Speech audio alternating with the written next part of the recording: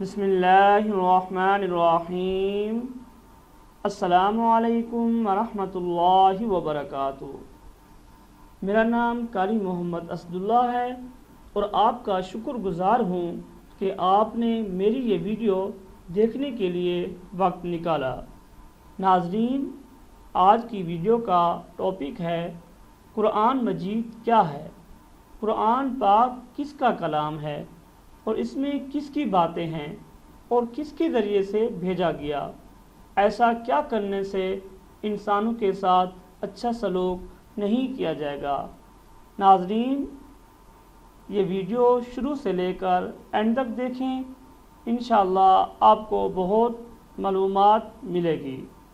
تو سٹارٹ کرتے ہیں آج کا ٹاپک، قرآن مجید۔ الحمدللہ کہ تم نے قرآن مجید پڑھنا شروع کیا ہے۔ قرآن مجید کیا ہے؟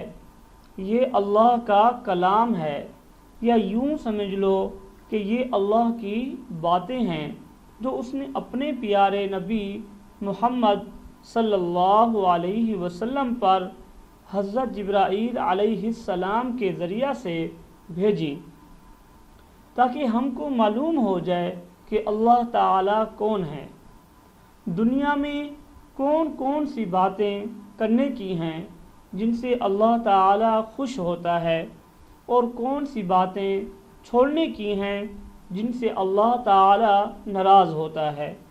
مرنے کے بعد ہم کو قیامت کے روز دوبارہ زندہ کیا جائے گا، تاکہ جس نے اللہ تعالیٰ اور اس کے رسول صلی اللہ علیہ وسلم کے بتائے ہوئے اچھے کام کیے ہوں، اس کے بدلے اس کو جنت ملے اور وہ وہاں ہمیشہ ہمیشہ رہے، اور جو اس کا جی چاہے وہ اس کو ملے۔